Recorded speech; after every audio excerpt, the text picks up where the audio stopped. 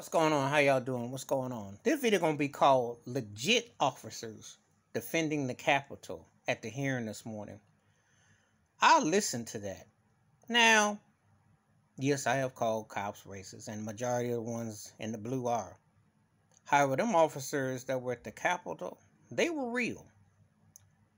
They told horrific stories. We've seen the video since the insurrection. You know, they all what the black officer was saying. He was called every name, said this was Trump's country, lead this country, you don't belong here. Well, if you're black, you know what that's about. But, interesting thing, I look at this defending the Capitol almost like the equivalent to the soldiers who were fighting Vietnam. See, when it's convenient to be patriotic, it's convenient. But when you have a situation, when you have recklessness, insurrection, mayhem, and you have a sense of entitlement, you have, anarchy, you sit and watch this unfold, and you're just sitting there like, wow. White privilege is real. Systematic institutionalized racism is real. Because you saw white boys crawling in and out, putting their feet on this, saying Mike Pence should get lynched. You see how they ripped and rhymed that? All that. Without a care in the world. Without a care in the world. Now, these officers have been speaking about this, and they are living by the letter of the law. But see, the truth is, the hitman who organized this is Donald J. Trump. He organized this whole thing. He is to be held accountable and responsible for everything that you saw January 6th. Who is going to come out and tell the truth? Now, when officers do what they're supposed to do, I have to give it up. Because more often than not, most of them don't. And they don't respect black folk. But this here, I had to give it up to them for speaking truth. We know who the hitman is. We know who the elephant in the room is.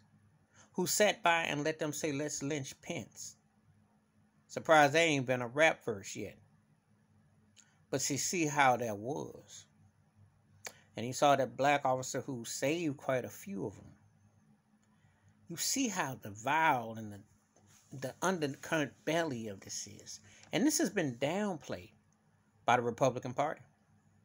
And they definitely made it personal. To start what? This is what happens when you don't see the enemy from within. And I'm saying more often than not that the biggest terrorist group in America is white men. You saw it with your own eyes. Worldwide, for the whole world to see. Just from George Floyd to this. And what Trump's been pushing and what the other agendas have been pushing from Fox News, etc., etc. White privilege, the whining, the moaning, the crying about having to wear masks, the vaccine, fake talk about election being stolen, all this garbage. Privilege, systematic. And I'm also equating these officers, it's not the same in the totality. However, in context, think about the Vietnam War and how those officers were shunned when they came back here. When it's patriotic and it's cool to be, it's cool. But when it ain't, it ain't. These officers have been shunned through this insurrection. When it's cool to say fight for the blue, except when Donald Trump gives the command against you and let anything happen, which side are you on? And I'm watching the testimony. I saw it.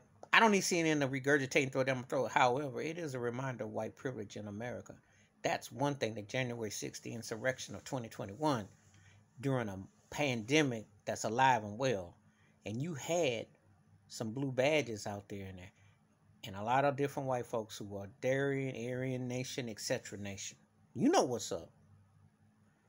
Please hit the like, subscribe, or welcome thoughts and comments, and I do respond. Thank you. Wash your hands, keep your mind clear, watch out for one another, and don't contradict yourself, because you see what really went down. And you see how they are disrespected when it doesn't suit the agenda. I'm out.